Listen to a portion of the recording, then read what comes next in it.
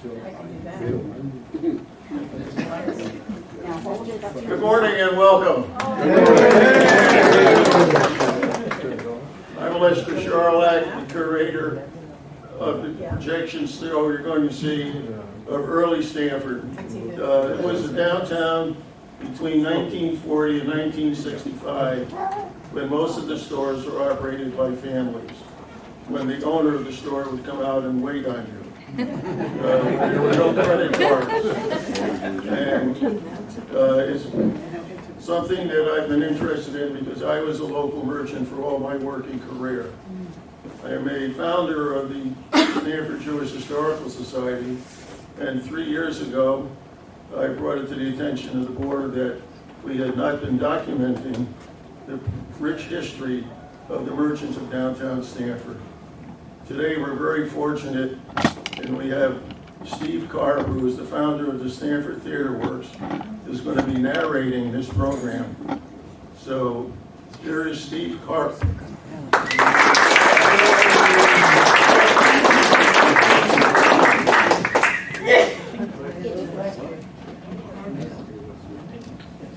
Okay, can you hear me? Wow, it looks like a matinee at the Stamford Theater Works.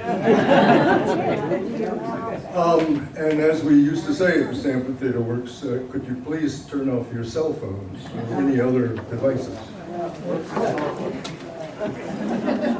What about the gums? Candy wrappers, right. Anyway, good morning. And welcome to the Jewish Historical Society's commemoration of a downtown Stamford that no longer exists. Remembering the Family Stores, a project that focuses on the photographic preservation of Stamford's downtown family stores that were at the heart of Stamford's commercial activity from 1940 to 1965. Most of these stores were targeted for demolition by a municipal agency called the Stamford Urban Redevelopment Corporation, whose stated purpose was to maximize the city's full economic and social potential. Success of this redevelopment effort has been borne out by the fact that Stamford has become one of the most important corporate cities in America and one of the most livable cities in Connecticut. But history tells us, spontaneous things can happen and things can go wrong, and one of them is just turning the pages with a microphone. We haven't done this before. But history tells us that success is always based on what has come before. And what had come before in Stamford were decades of industrious family store owners who were predominantly distinguished by an ethnic diversity that included Italians, Greeks, Irish, Poles, Germans, and Jews from nearly every corner of the diaspora. Fiercely competitive, their bold decision-making in commerce and merchandising often determined their success. Indeed, their stores often achieved institutional status in Stamford and significantly contributed to defining the quality and reputation of Stamford itself. Before the Stamford Town Center and before all the big buildings and corporate offices and high-rise apartments we see in Stamford today, Stamford's downtown was a bustling metropolis of independently owned family stores, all serving an exploding post-World War II baby population. The photos you will see here today are the result of a 3-year collection effort from the archives of the Urban Redevelopment Corporation, the Stamford History Center, the Stamford Jewish Historical Society, the internet, and donated pictures from the public. And in the time remaining after the presentation, we will welcome a discussion and invite anyone with additional photos and stories to contact the Jewish Historical Society. So buckle up and join us for a nostalgic reminiscence of Stamford's family stores and a stroll down Merchant's Memory Lane. Oh, and just so you know, Lester Charlack is the driving force of this little buggy, and he's the person on the computer that you just heard him introduce himself. And Gail Trell is our indefatigable project coordinator, and I am Steve Carp.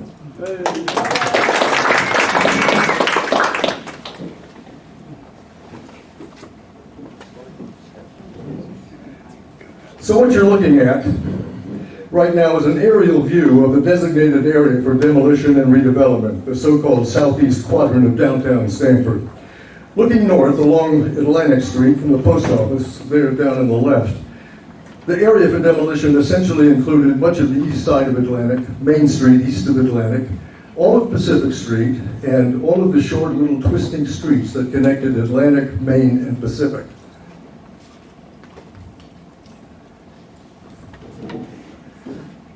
This was Veterans Memorial Park.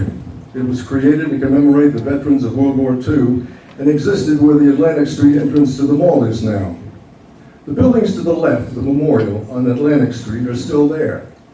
But those stores and buildings to the right of the memorial were all demolished to make way for the mall. They existed on a sliver of a street called Park Row, which we will come back to shortly. That big building you may recognize behind the memorial is of course still there on the corner of Atlantic and Broad. Before the redevelopment, it was Stamford's tallest building. And this is a snowy, cold Atlantic Street looking south to what was called Atlantic Square, just after World War II. Atlantic Square marked the center of downtown, where Main Street and Atlantic Street converged. Notice the bus depot in the center. The trolleys weren't running anymore, but you can still see and make out the trolley tracks in the road. All of Main Street to the left has been lost to the mall. But you can see the Old Town Hall on the right, St. John's Church is beyond, and Veterans Park is in the foreground just to the left. And because there weren't any new cars built during the war, all those cars you see there are mostly from the 1930s, making the photo seem a bit older than it really is. And this is another shot of Atlantic Street looking south, taken from front of the Ferguson Library. Those buildings on the right, though renovated and reconstructed, are pretty much still there, but all the businesses have been long gone. And that's the Palace, midway down the street when it was still a movie theater. And where that old wooden station wagon is where the new Marriott Residence Inn is located. That little white building across the street in the corner, that's where the Say Woo restaurant used to be. Say Woo was Stamford's only Chinese restaurant, and on Thursday shopping nights, when all the stores were open till 9, Say Woo's was packed to the gills. Grand Central Market, owned by Samuel Lotstein, is one of the bunch of stores we just saw on Atlantic Street. Not only did the Lotstein family own other Grand Central Markets in New Canaan and Old Greenwich too, but the Lotsteins were the founders of the Hartford Provision Company in Stamford, which became the largest food wholesalers in Connecticut. And that's the old marquee of the Palace Theater. The Palace was owned by the Buno family and originally opened as a vaudeville theater in 1927, and then became one of Stamford's 7, count them, 7 movie theaters. Back in the day, Stamford was what they called a first-run movie town, which meant that Stamford would get the top movies as soon as they were released from Hollywood. Consequently, everybody from Westchester and Fairfield counties came to Stamford to see a movie. It made Stamford a very popular place. And that's Atlantic Street looking north to the library. You can see not only the Palace on the left, but also the Strand movie theater right next door. Also, take note of the trolley tracks and the Wallman's store sign on the right. Wallman's and about a half a dozen other stores do business on a little sliver of a street called Park Row that at one time connected Atlantic Street to Main Street.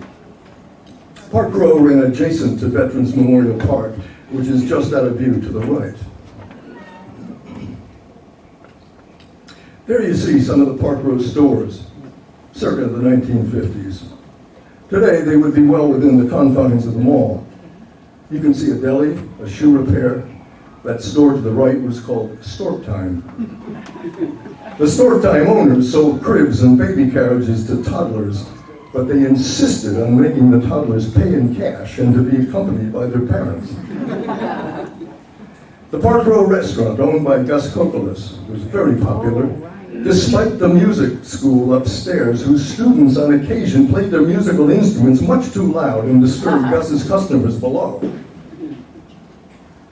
Frank West was renowned for its high ceilings and innovative ladder on wheels that made it very easy for Frank and his employees to reach the abundance of housewares and factory supplies that were stored unusually high off the floor.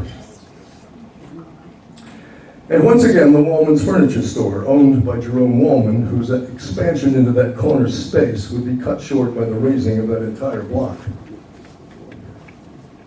And finally, on Park Row was the Zavros Delicatessen, owned by the Zavros brothers, who took turns running all over town making deliveries in their ubiquitous Fancy Fruits delivery truck. Looking from Park Row, we're now back on Atlantic, just down the street from the Palace. We can see greeting cards, Carp's Office Furniture and Supply Inc., the Leon Duran Photo Shop, and the Lorelei Dress Shop. Carp's was the brainchild of Mortimer Carp, who envisioned that one day Stamford would become one home to a thriving corporate community. He was right. Mort's son Bob Carp would later take over the business under the banner of Business Environments. Mort's two other sons, one of which was me, would take their leave of the family business and live in shame for the rest of their lives. As did many Jewish children who did not choose to follow in the family footsteps. That tall building in the center, where the soda and sandwich shop resides, and flanked by Perlman's Jewelry on the left, and Henry and Lovett Menswear on the right, is remarkable because its entire facade is made of cast iron, which gives you some idea of when that building was built, which was before the advent of elevators. How do we know?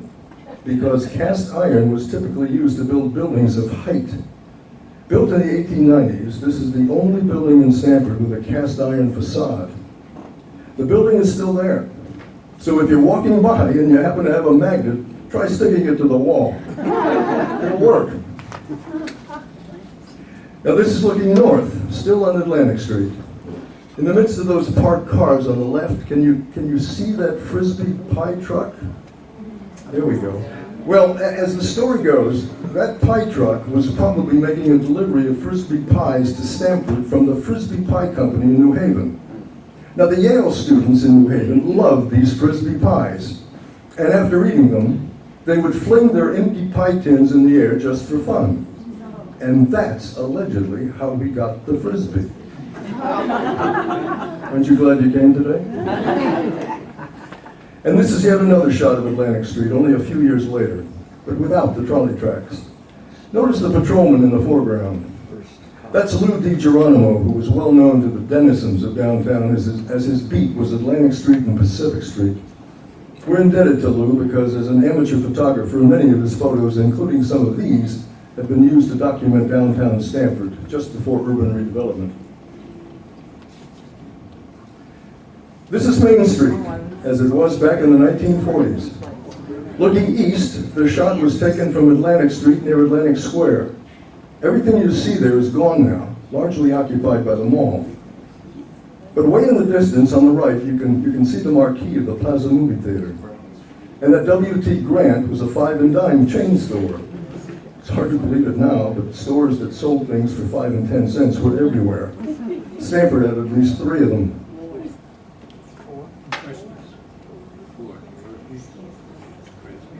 The women's shop and those other small stores were on the corner of Atlantic and Main. The stores occupy the first commercial masonry building in Stamford. Atlantic Square is just to the right, as is the town hall. But above those stores was Miller Hall, which was used for town meetings and other social and political gatherings. Notice the Quigley for Mayor sign. That and the cars let you know that we're in the 50s.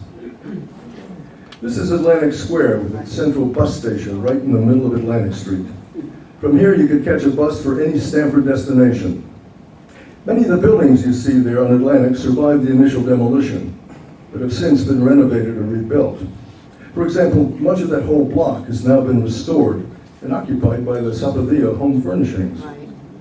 But that handsome building on the corner there still stands the way it was shown, the way it was when it was home to the Stamford Savings Bank.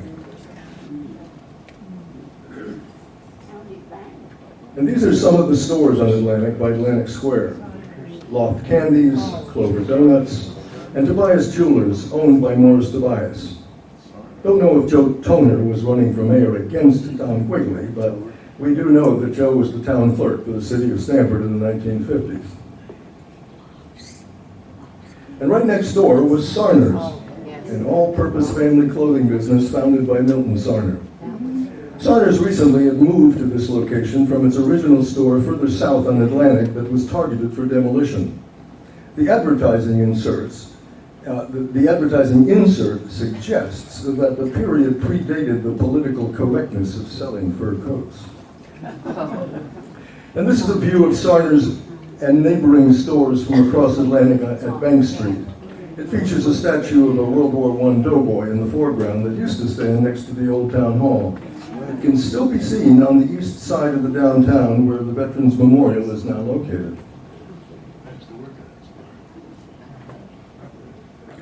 The Holly Shop, owned by Max Amster, featured an assortment of ladies' wear. Perhaps that woman looking in the window is still undecided, having just come from the women's shop in Saunders down the street. She certainly seems to be intrigued by something. Looking from Bank Street are Albrecht's, two shoe stores right next to each other, National and Miles, and a record shop. You know, if that woman peering into that Holly Shop window didn't find what she was looking for, it's a good bet she stopped at Albrecht's too, because they also sold ladies' wear. Are you getting the idea that a lot of stores sold the same things? The competition was ferocious. And that's Kresge's, another of Stamford's five and dime stores that proliferated after the war. Kresge's would become John's bargain stores, but before it did, everyone loved Kresge's because it had a very popular donut machine. Some of Stamford's old-timers swear they can still smell the aroma of those donuts whenever they're in the vicinity. And notice the trolley tracks, and notice how busy Atlantic Street was with cars and pedestrians. This was Citizens Savings Bank, founded in 1869, and who originally shared digs with another banking tenant located on Main Street east of Atlantic.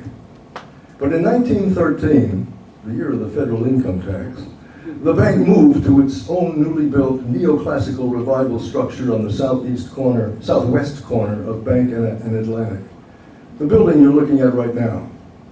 The bank is gone, but that majestic structure still stands. Continuing on Atlantic Street, we see Rovin's Curtain Shop with Alfie's Luncheonette next door. This Rovin store was managed by our own Lester Sharlock and his managing partner, Alan Hockman. But it was founded by Al Rovin during the Depression in 1932. With a loan of $500, Al originally opened his first shop at the south end of Atlantic. This location would mark the fifth Rovin store Al opened in downtown Stamford since the Depression. And this is Sidney Insell and Irwin Kinnon's barbecue. To wash down all that barbecue chicken, they featured a bottled drink they called Nightclub National Spring Water, which was actually bottled over on Franklin Street. Lester said he had trouble digesting the barbecue, but attributes his longevity to the bottled spring water. Notice in the window that the rotisserie chicken sold for $1.25 and the coleslaw for 39 cents a pound.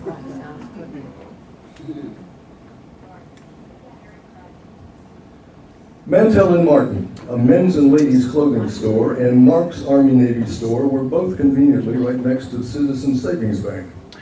Notice the old Art Deco lamppost, and notice by the parking meter that you actually had to pay for street parking back then.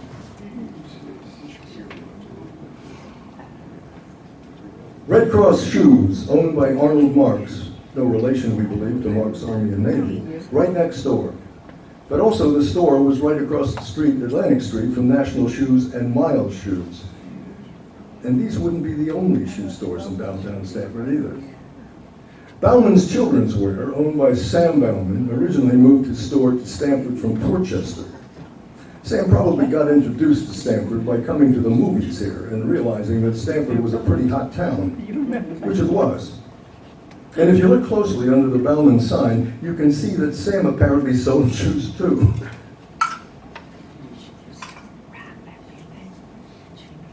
The most interesting thing you can say about John's Bargain Stores is that it replaced Kresge's. And people flocked to it, not because of its bargains, but because they simply had to have their aroma fix that lingered long after Kresge's dearly departed donut machine. F.W. Woolworth's was yet another of Stamford's five and dime stores. Fortunately for them, when Kresge's left, Woolworths was now the only 5 and dime on the block. But that alleyway you see next to Woolworths on the left, in the wee small hours of the morning, when the Advocate's presses were rolling, the Advocate building being right next to Woolworths on the right, you could travel down that alleyway and it would be impossible not to hear the noisy linotype machines printing out the news of the day.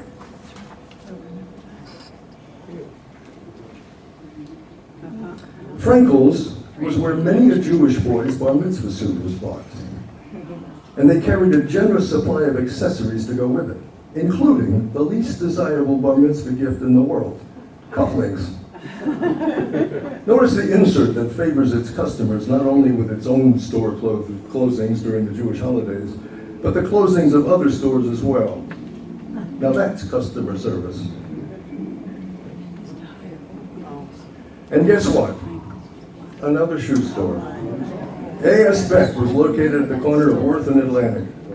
But to many, what is still most memorable about the building are the studios of WSTC, Right. Stamford's local radio station headquartered above the store. Many a Stamford student would remember being introduced to the station on a school tour. In the 50s, the station aired a popular program called Request Party, where students could call in and request a particular song to be dedicated to a particular heartthrob. At the risk of their embarrassment, every teenager tuned in. David Sackman's family-owned Connecticut plate class on Pacific. But David would decide, actually this is David's family, his family had a plate class company on Pacific called Connecticut Plate Class. But David would decide to branch out on his own with David Sackman Glass here on Atlantic. Parents of energetic young boys who threw baseballs through windows were frequent customers of David Sackman Glass.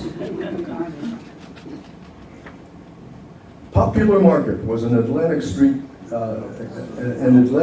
meat market run by Sam and Herman McGalnick. And with prices of meat like 79 cents a pound for top sirloin, 49 cents a pound for spare ribs, and 98 cents a pound for cube steaks, even then, how could that be anything but popular? The best thing about the National Dinette stores and Goldman's Fur Shop was being right next to the Stamford movie theater. With Stamfordites and out-of-towners alike lining up to see a movie, what better opportunity could a retailer have to show off his goods? Location, location, location. And look at those potential customers streaming out of the movie theater. Built in 1914, the Stamford Theater was originally built for stage plays and musicals. Luminaries such as George Gershwin, Bela Lugosi, Al Jolson, and Humphrey Bogart performed there. It became a movie theater when the talkies came into vogue. Today, it's still the site of the Rich Forum, whose television productions gratefully helped to keep the Stamford Center for the Arts alive. This building, with stores that included a tailor and a barber shop, note the candy cane barber pole, is significant because the whole building had to come down to make way for Tresser Boulevard. Coming from what is now Washington Boulevard, Tresser would intersect Atlantic at that point where that building actually once stood. Look at that, Bulova watches for $24.75. That's cheaper than a Timex.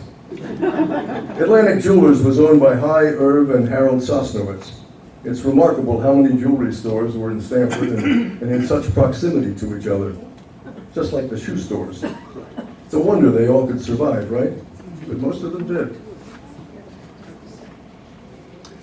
Now, that's Joe Weinkraut's Daisy Kitty Shop. Friends of Joe's wondered why he kept his store's cash in a cigar box in the store's basement. Could it be that Joe never trusted the banks again after the Great Depression? And to the left of Joe's store, behind the light pole, is the Marvell Bake Shop, which was famous for their apple pockets, which were small apple turnovers the bake shop would sell for a dime.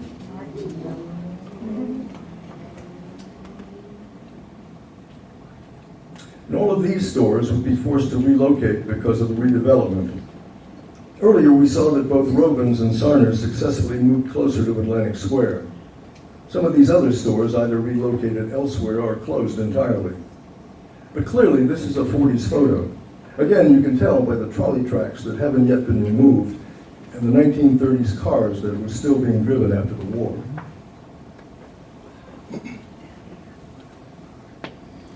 So after buying your bar mitzvah suit at Frankel's and your Sweet 16 dress at Sarner's, you could dress up and run across the street to Hay Photographers to have your picture taken by a professional photographer. Hay Photographers were the professionals of choice in Stamford for bar mitzvahs, birthdays, weddings, anniversaries, graduations, and all special occasions under the sun. Arnold Yellen, whose family ran Hay Photographers, is in the room with us right now. He's the gentleman sporting a mustache and holding an odd-looking antique known as a camera. For young Arnold in the 1950s, a darkroom was more than just a place to make out. It was where he creatively brought commemorative photos to life during that mysteriously exotic process called film development. Ted's Men's Shop, owned by Ted Nachman, was a classy men's shop that specialized in selling Arrow shirts and Stetson hats. Located on the south side of Old Sarner's, Ted's would be forced to relocate. H. Karp was a cigar and stationery store. The H was for Henry. Henry had a brother whose name was Harry. Harry, who we will meet later, had a store on Main Street, but he competed with his brother Henry by selling the same merchandise. Why on earth the brothers Harry and Henry would compete with each other like that has never been made clear. Even to me, who was a Karp and a descendant of both these guys, probably should have known, but I didn't. One thing I do know, though colorful characters in their own right, neither Henry nor Harry were ever classy enough to shop in Ted's Men's Shop. Now, of all the Stamford stores that used the name Karp in their signage, Karp's Hardware might have been the most popular. It certainly has been the most enduring. And why not? Everybody at one time or another fashions themselves to be a Mr. or Ms. Fix-It, right? And for that, you need a hardware store. The store has gone through some considerable permutations over the last 50 or 60 years, including its relocation to Hope Street. But it's still a hardware store. It's still in Stamford, and it's still Karp's.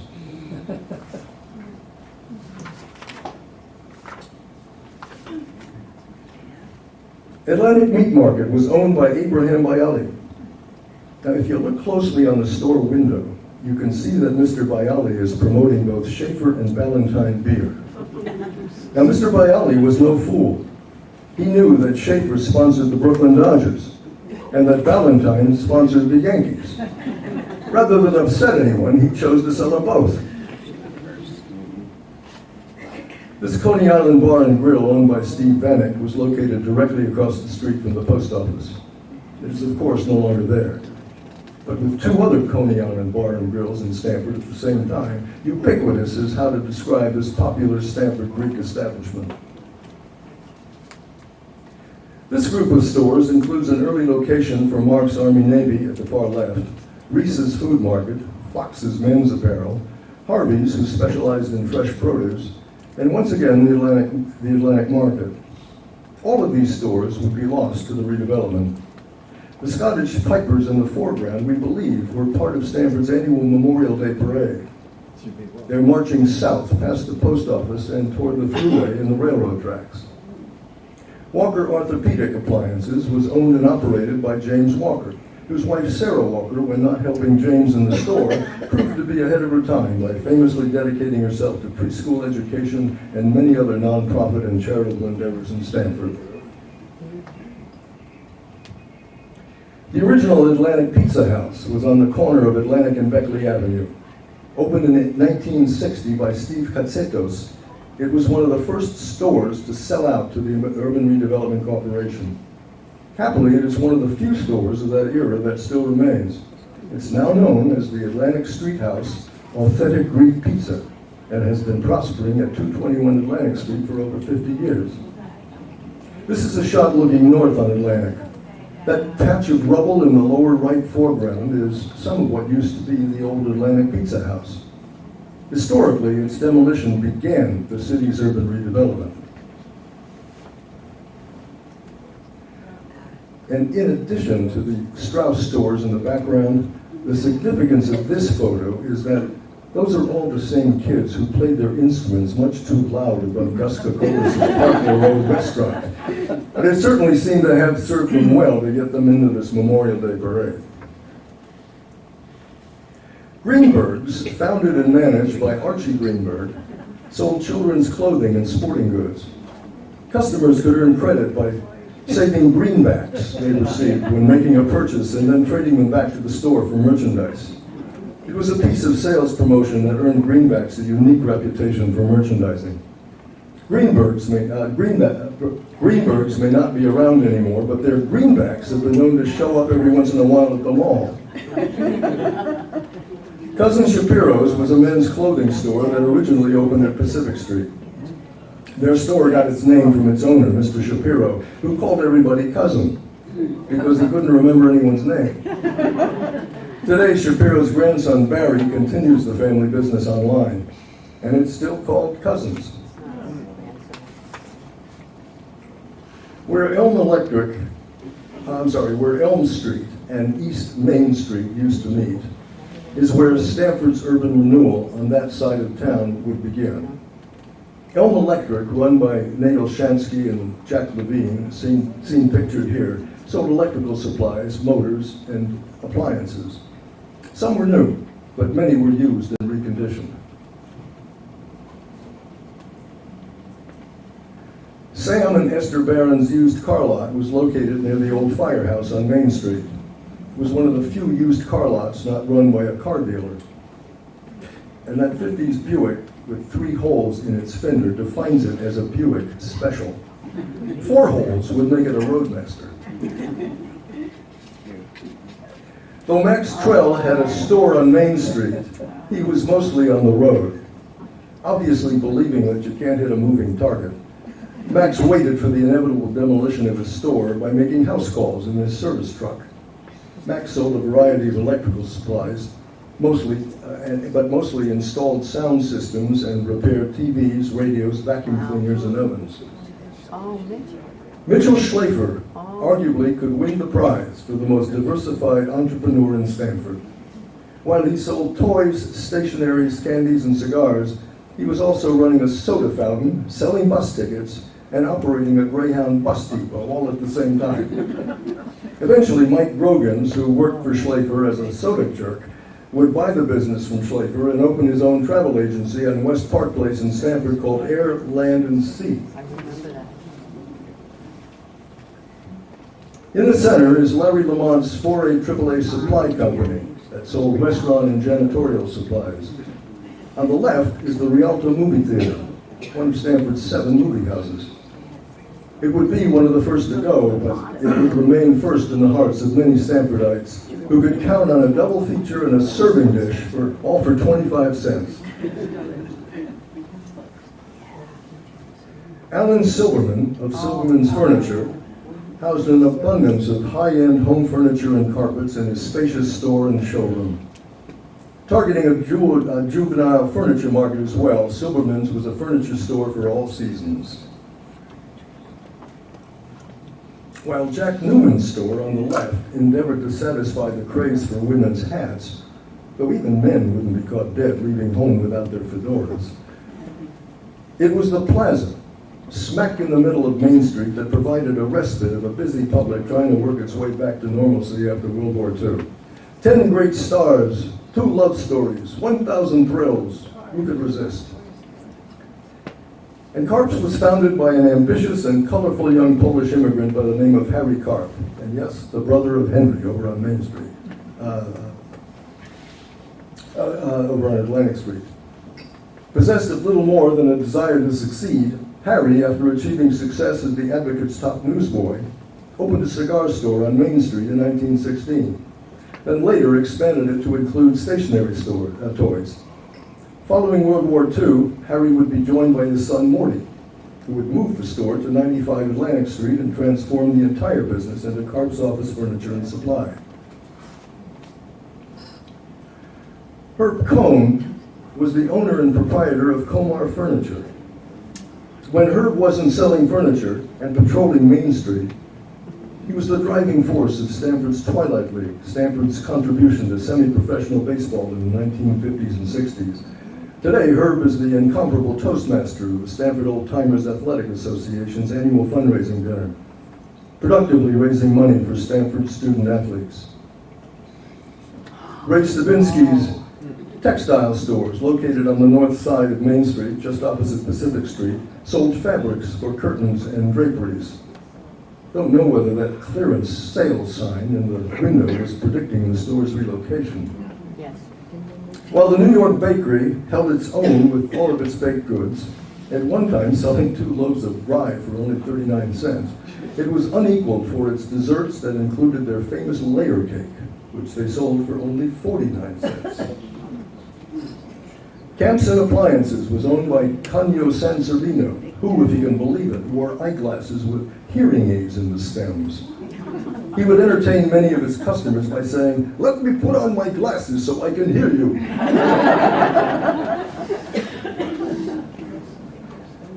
Dorothy Stein's, run by David Fendler, was located on the south side of Maine, not far from Atlantic Square. A woman's clothing shop, the store never relocated after urban renewal forced it to close. Selling tricycles, bicycles, high chairs, toys, cribs, and juvenile furniture, Stuart Berger would pack up his Sol's merchandise and leave Main Street for greener pastures at Ridgeway Center. Lauren Portraits would escape to Bedford Street. That for rent sign in the window would suggest they moved before they had to. Sam Freeman apparently moved his Pickwick Yarns business into the store vacated by Sol's. Now, why Sam did that is unclear, as the business relocation office right next door would have been a harsh reminder that the demolition of Main Street was imminent.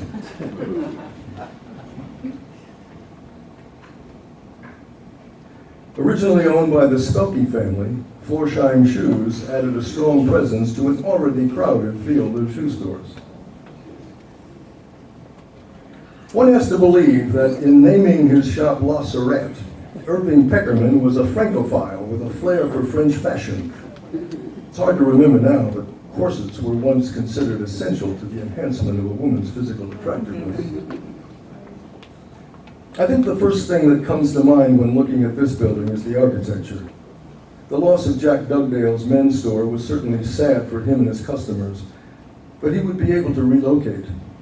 However, the loss of such an interesting building to the downtown community is a building lost forever, and makes one remember that the virtues of urban redevelopment have not all been positive.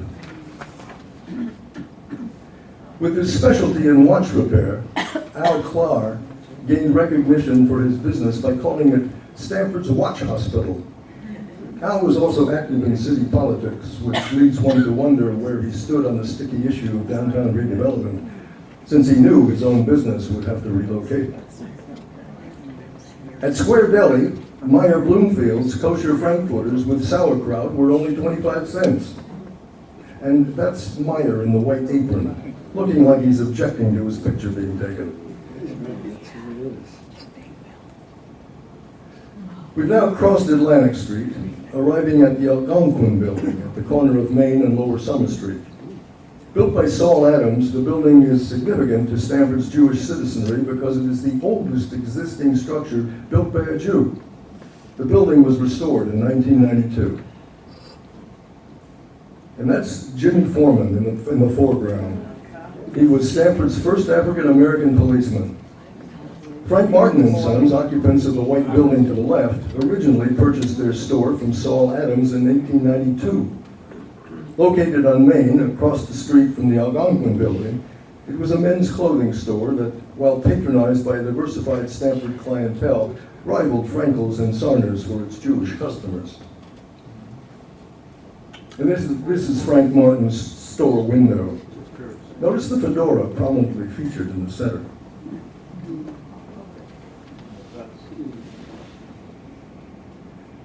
And that's shoe store owner Reuben Fine on the left, taking stock of his inventory of shoes after the hurricane of 1955. But in better days, the shoe store at Fine's didn't just sell you shoes. With an x-ray machine on the premises, You were introduced to the latest in shoe-fitting technology by Mr. Fine himself, who greeted you with a smile and then diagnosed your feet.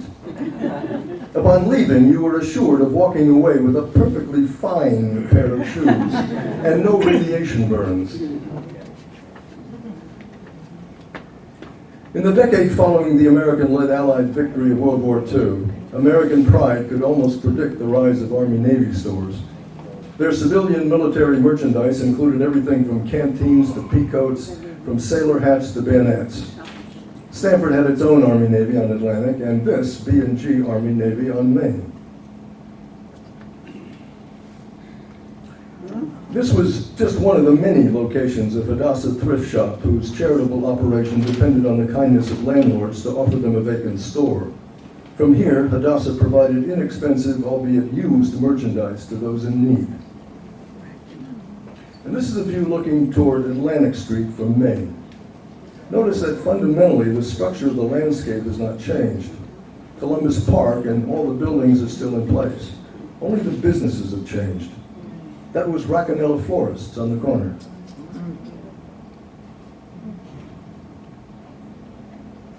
House of Carpet and Paint Center Inc. were not so much the victims of urban renewal as they were of natural causes. Eventually they were displaced by other businesses, but most recently all were displaced by the new Yukon dormitories. Obviously this is a photo that harkens back to a time well before urban renewal. But its significance is that Dr. Jacob Nemoitin was a larger-than-life figure to all who knew him in Stamford, and especially to the Jewish community. As a general practice physician, Dr. Nemoitin, who worked out of his home at 96 Main Street, was beloved for his untiring commitment to the sick and the needy, and for his unstinting devotion to children in whom he saw the future. A sometime amateur performer, it is said that Nemoitin could sing all the lyrics to every Gilbert and Sullivan operetta. And in the early 20th century, a welcome sight was the good doctor making house calls in his Tin Lizzie Model T Ford. Accompanying the post-war demand for new automobiles was a demand for automobile accessories, including automobile seat covers and apparently automobile convertible tops. Stanley Peltzer's auto seat cover store was Johnny on the spot for Stamford drivers. As the American highway system expanded, so did the American love of the highway, and so did Stanley Peltzer's seat cover business. We now turn to Pacific Street, where its mostly immigrant Jewish and Italian shopkeepers resembled a lively small-town version of New York City's congested Lower East Side. Looking north on Pacific Street to Main Street, the quietness of this scene does not quite capture the motley and frenetic flavor of the street, which teemed with housewives buying kosher meats, produce, and dairy products, and a diversity of ethnic families shopping for everything from stores, from shoes to hardware to paints to furniture. Only a sliver of Pacific remains today south of the railroad. Otherwise, it's been entirely lost to the Stamford Town Center and the corporate buildings that now occupy Tresser Boulevard. Rimland's was a haberdashery and sold an assortment of clothing accessories for men like ties, tie clasps, cufflinks, hats, scarves, and yes, even shoes. You see that Eagle shoe store? That's them too. But why so many shoe stores in this town? I think it's because in New England they just made a lot of shoes. Otto Kosminer, who owned Kosminer's package store, was either an authentic entrepreneur or a genuine showman. Basically, he sold wines and liquor. But in one part of his store, he kept an incubator to raise chickens. It is said that Otto used to entertain his liquor customers by inviting them to watch the chickens in his incubator hatch into chickens. Now, most of his chickens he sold to the local farmers, but no doubt an occasional baby chicken was heard chirping from the coat pocket of a departing liquor customer. What the customer was going to do with the chicken was entirely speculative, but that's sort of the way it was on Pacific Street. Founded in 1907 by Meyer Wise, Wise's paint store was a fixture on Pacific Street. Truly a family affair, the store was run by Meyer, Fay, and Sam Wise. Though competitors with Pacific Street neighbor Scalzi Paint Store, their friendly cooperation defined their relationship. After the demise of Pacific Street, Wise's employees carried on the business elsewhere for a while, but the owners retired. This is the interior of the Scalzi Paint Store, which initially competed with the Wise Paint Store on Pacific Street, but would later relocate to Main Street. The Scalzi name has been memorialized not by its association with paint supplies, but by Scalzi Park, so named to honor Johnny Scalzi, an All-American athlete at Georgetown University, professional baseball coach and scout, and longtime mentor to Stanford athletes. His plaque resides at the entrance to the park, which Stamford old-timers will remember not as Scalzi Park, but as Woodside Park. Salvatore Bavona's Atlantic Fish Market.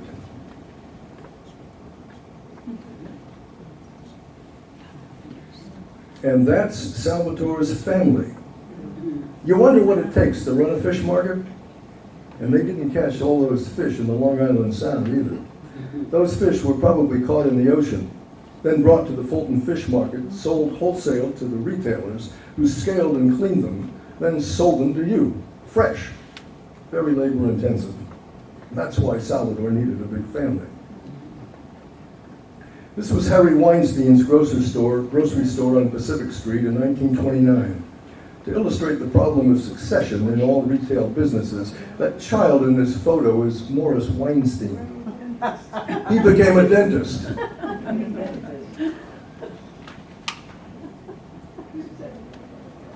At Karp's Bakery,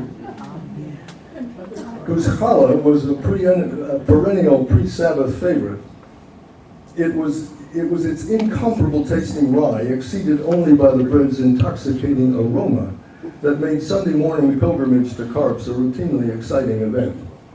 Once home, the generous application of cream cheese and lox would complete the purchase.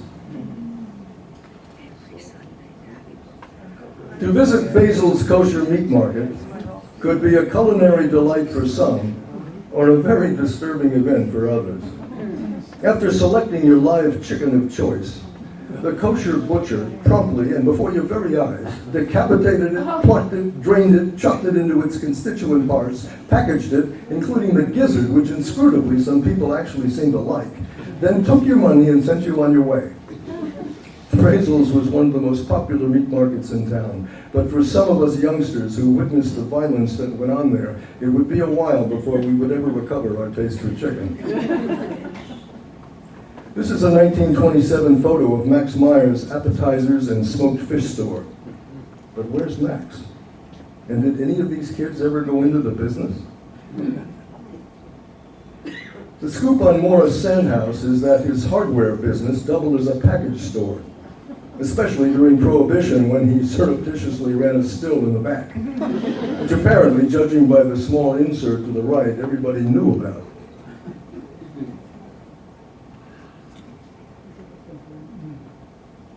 And what we know about Chosky Hardware is that they competed with Sandhouse Hardware. But did they make their own liquor in the back of the store too?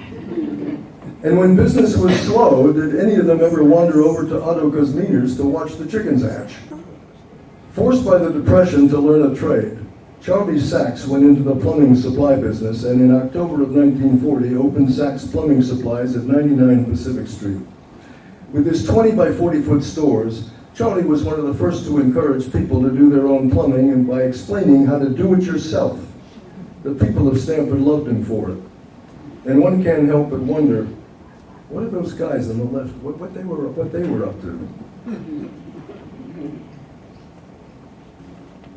And that's young Kenny Sachs, grooming himself to take over from Dad. Don't you just love the fedora? And remember when all those phone numbers were Davis? This is a 1910 photo of Isaac Sackman holding his breath, because he knew that if the photographer took just one step backwards, Isaac's Connecticut Plate Glass Company was going to have 150 years of bad luck. Remember Shapiro's on Atlantic Street? Same Shapiro. This was his first store, which he called cousins because he couldn't remember anybody's name. And who was that person disguising himself as numbers 5 and 19?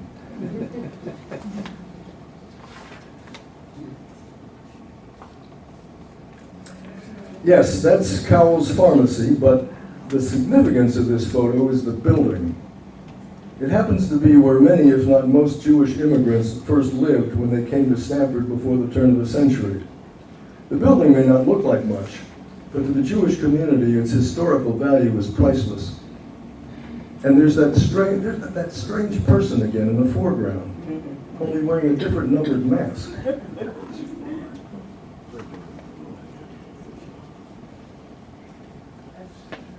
Note the novel business name, Epstein's for Tires. Sounds like a political campaign, doesn't it? And there they are in the insert promoting their candidates. One wonders if Gillette Tires is a brand name or whether Epstein's has graciously chosen to share his digs with a competitor. On Pacific Street, you never knew. And this is Charlie Gervasi's furniture company. Charlie sold furniture for the home and for the workplace.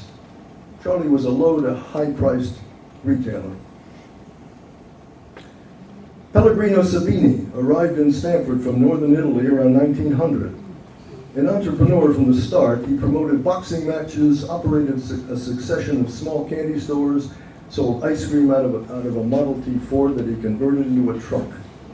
In 1939, Pellegrino moved into an old horse stable at 275 Pacific Street, where he sold used furniture and appliances. His fleet of delivery trucks affirmed his success over more than half a century of doing business in Stamford, mostly on Pacific Street.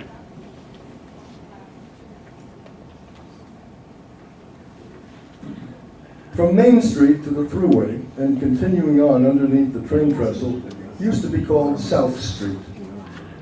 And located close to where the RBS building is now, or used to be, was the Stamford Armory on what was then South Street and is now Washington Boulevard. So iconic was that armory that a picture postcard was made of it. Built in 1911, it was the home of the Connecticut National Guard and often used for a multitude of public and private events. That building in the upper left photo containing Consolidated Carpet and Slavin's Drugstore was located at the beginning of South Street, exactly where the new Yukon dorms are located now on Washington Boulevard in Maine.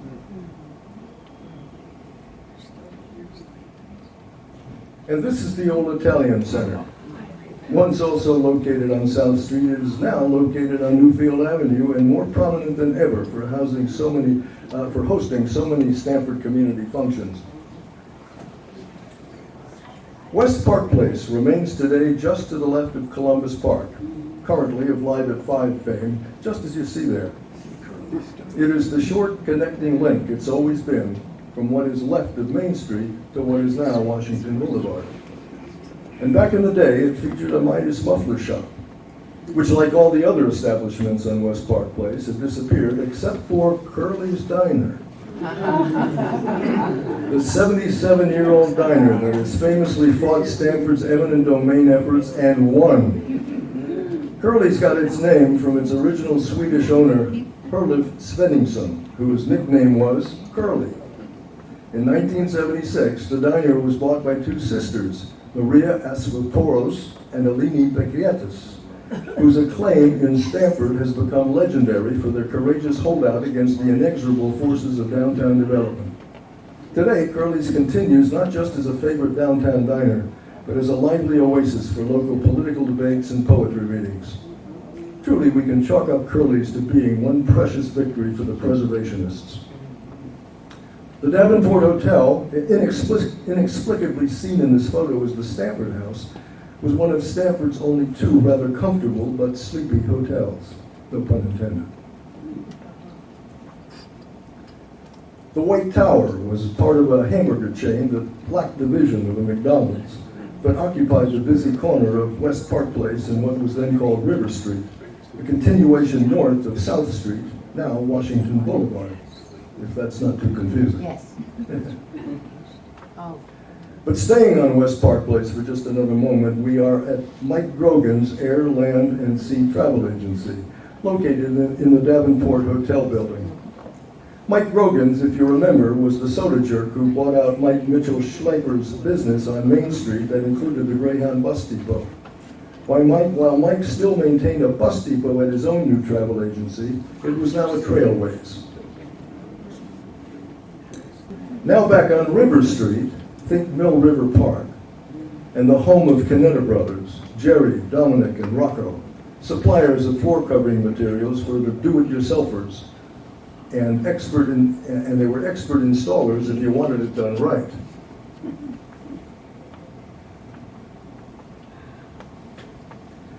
And then we had Stamford's second major hotel, the Roger Smith. For many years, the Roger Smith proudly stood exactly where the Trump condominium building stands today.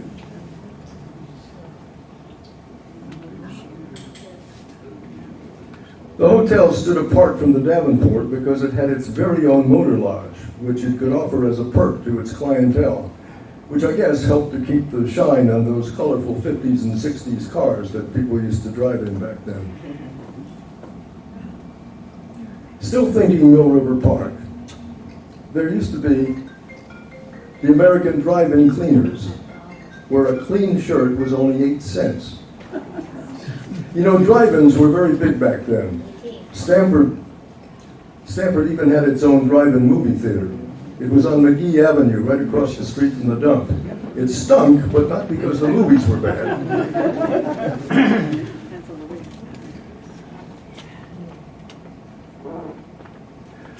Bank Street is that sliver of a street that connects Atlantic with Main.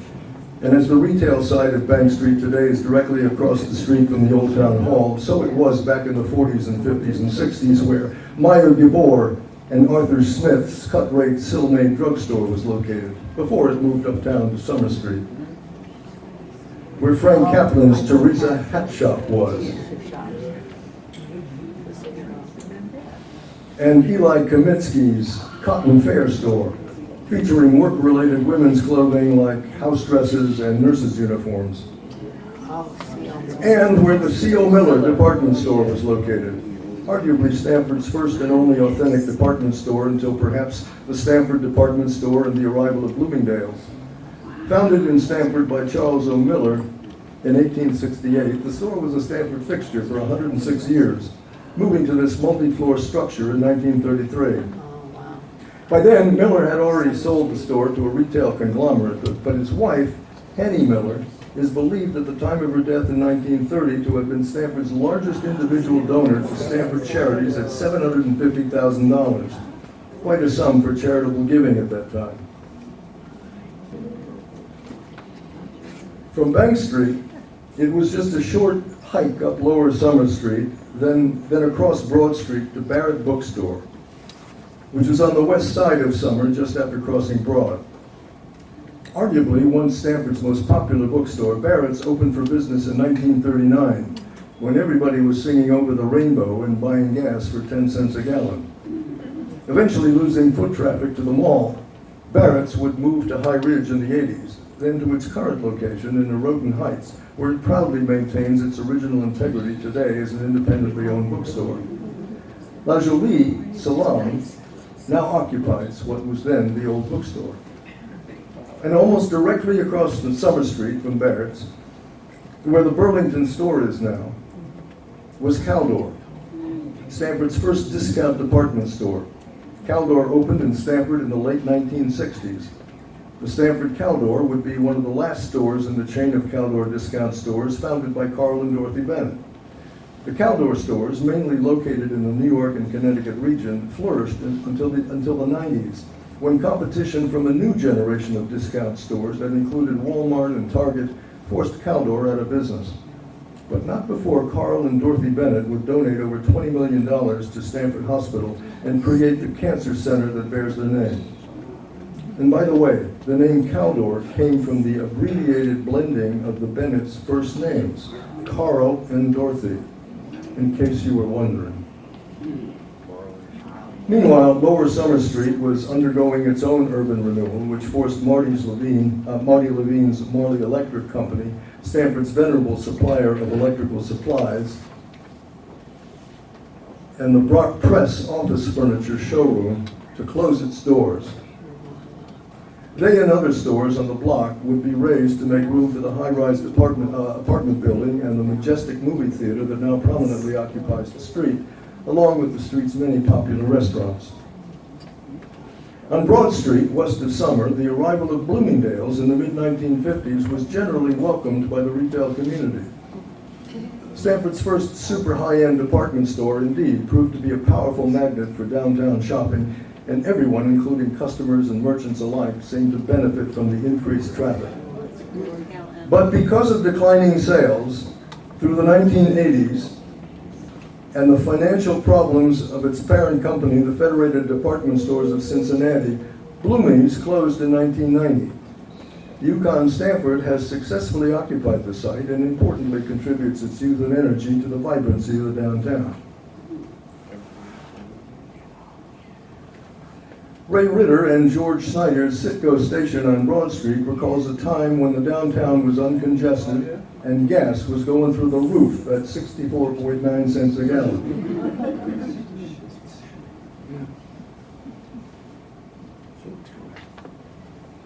Looking at this Broad Street building as it extends to the corner of Lower Summer Street, one recognizes a skyline that no longer exists.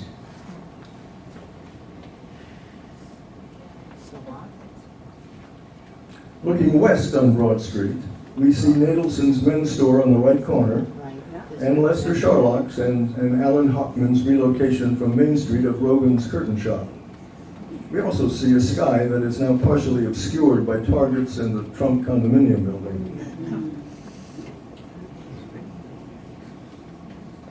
The spacious building that housed Kramer's Fabric World was bought by Jack and Lou Kramer in the 1950s.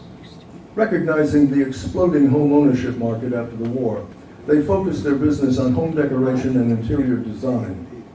With their racks of multicolored fabric samples and floor displays of imaginative and practical designs, they filled their store with a mesmerizing beauty that helped to keep them in business until they were ready to retire. The two brothers, Jack and Lou Kramer, owed their success to their unyielding respect for each other and for their lifelong professional partnership.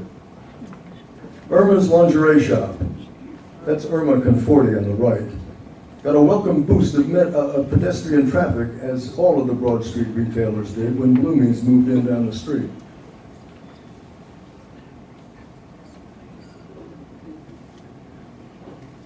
Pictured here is the original dress barn, looking like a cramped little shack overshadowed from behind by a shoe factory.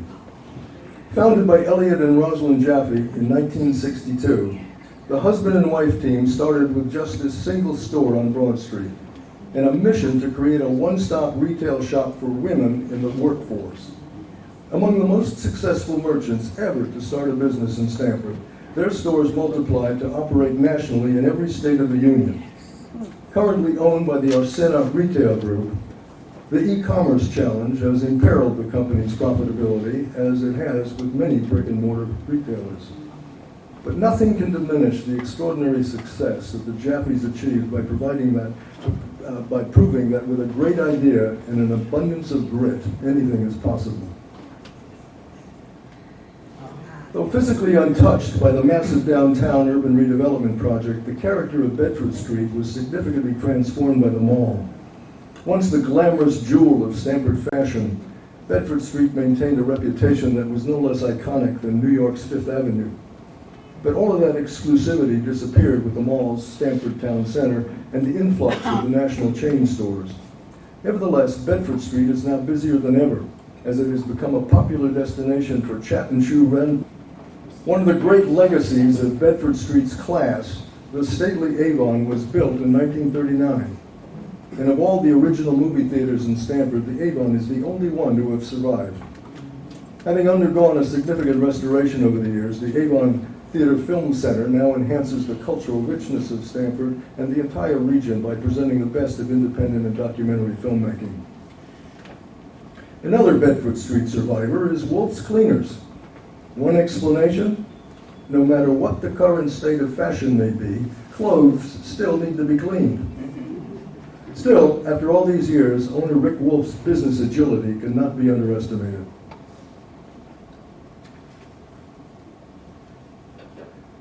Gone is the Bedford Pharmacy, as well as the Annette Shop,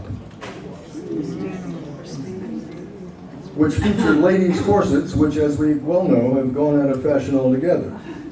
And Annette is the woman sitting front right.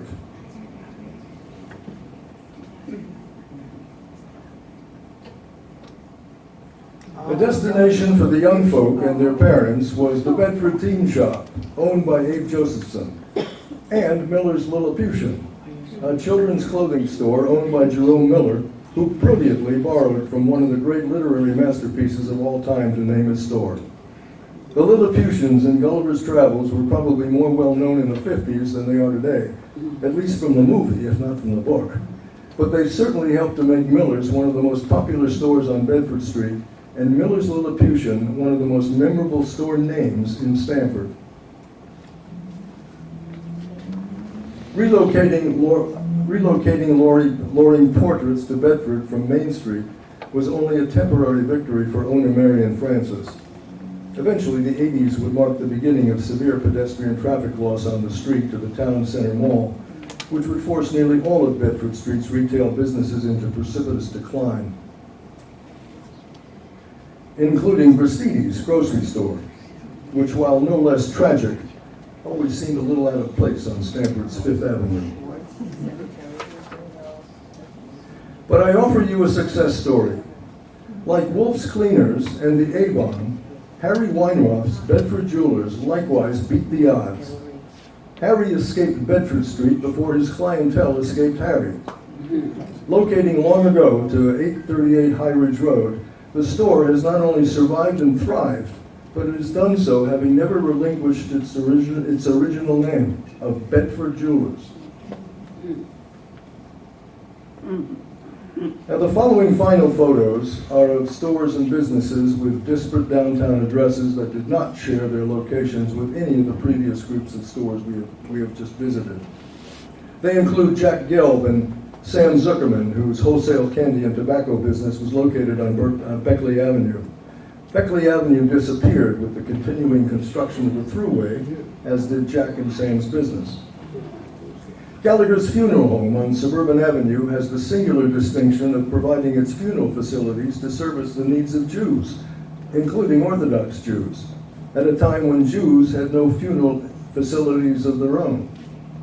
Truly an exercise in interfaith goodwill and cooperation, it is said that funeral arrangements undertaken by Rabbi Ehrenkrantz, Leo Gallagher, and monument maker Gio Lupinacci were always respectful and convivial.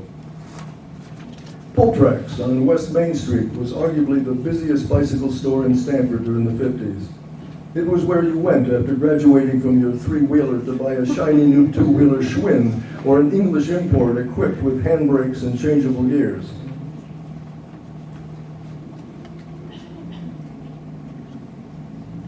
Vito, Joseph, and Dominic Lacerenza of Farmer's Meat Market take time out to have their picture taken.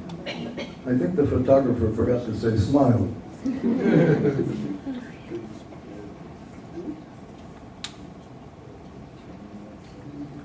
The Italian food store may be cold and icy on the outside, but if and when Carmela Maastricht opens for business, you can bet it'll be warm and toasty on the inside. Manger Electric has been a prominent manufacturer of electrical devices for many years. Housed on North State Street, Ben Manger's company made electrical connectors for the government during World War II. And finally, G&B Hudson on East Main Street was for years the leading, if not exclusive, dealer in Stamford Hudson cars. Owned by Joseph Bernstein and Joseph Giancola, the dealership was located on East Main Street, where it sold and serviced Hudsons. Alas, due to poor post-war sales, the Hudson car was discontinued by its manufacturer in 1957, and G&B Hudson would cease to exist.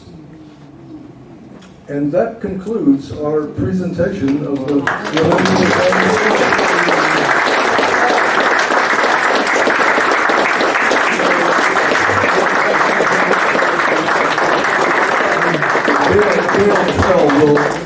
will moderate the discussion.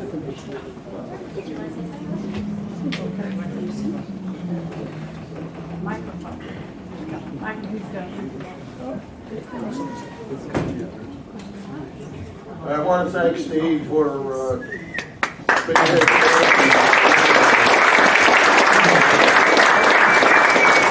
this program has legs. We hope to generate enough funds to have a professional DVD made for sale, because 1 year from now, we are doing a joint exhibit at the Stamford History Center on the Downtown Stamford merchants.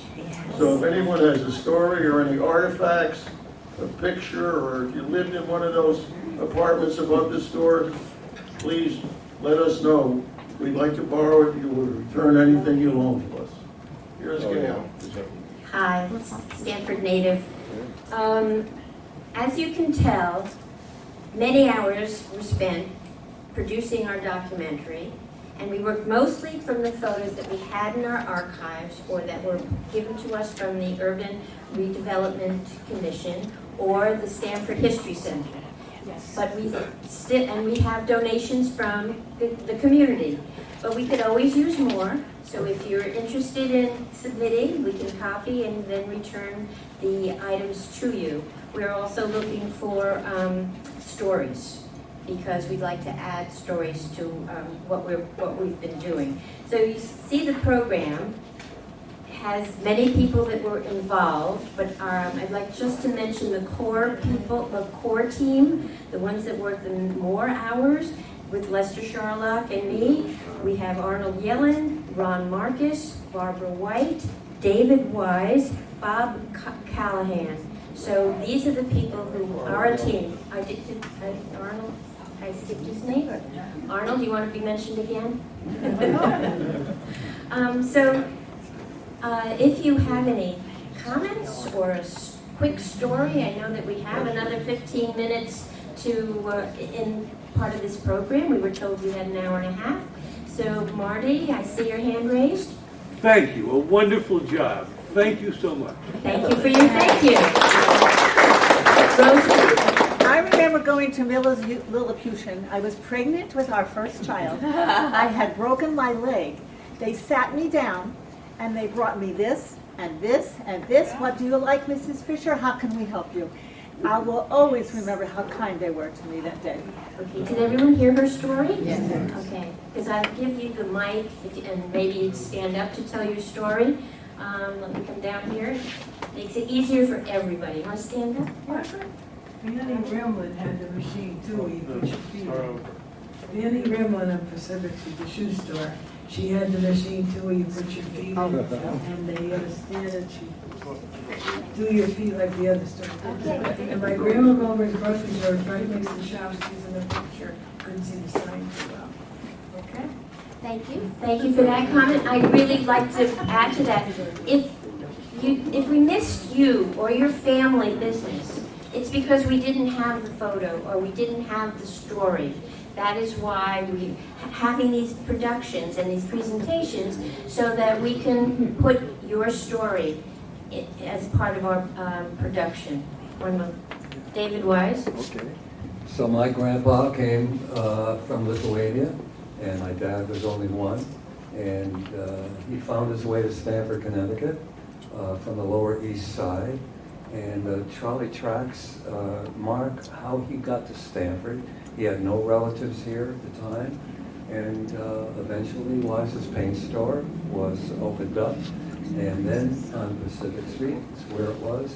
And then Scouses came along. And the beauty of Pacific Street, which is a shame that it no longer exists, was you had two of the fiercest paint store, although Wise's came ahead of Scansley, competitors. And when each store was unable to satisfy the request of the patron, would send them to the other store and vice versa.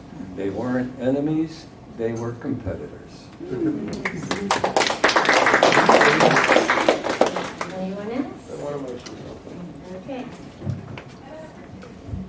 Over the years that we were working on this, we had many, many meetings, and I would say that What you've seen here is 157 slides, and we probably have close to 100 that ended up on the cutting room floor because we were trying to keep it close to an hour.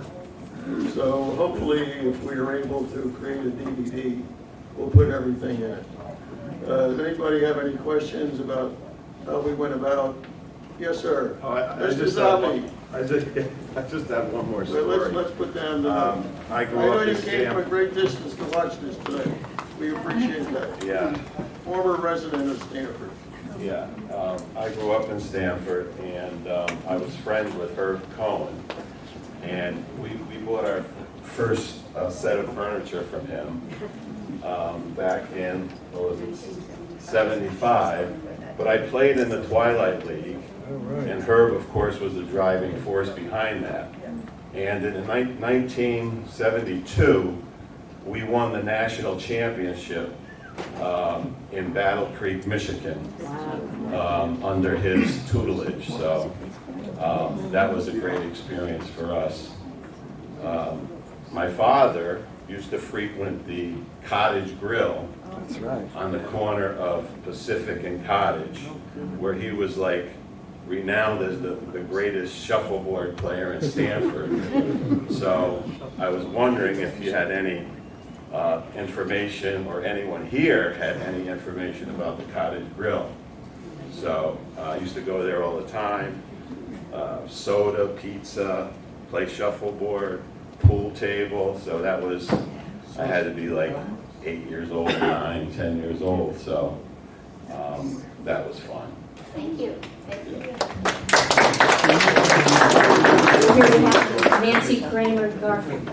So my sister and I, Patty Kramer, Slavin, and I, Nancy Kramer Garfinkel, are related to these guys. These are my cousins, the Carps, because my father was the Kramer of Kramers, Lou, and my grandfather was Harry. And I say there's so many Carps that I'm not even aware of how we're related to all of them, and I think we are. And my mother was a Carp. So we would go to Carp's Office Supply on Atlantic Street and run out the back and run to Kramer's all the time. It was a great childhood.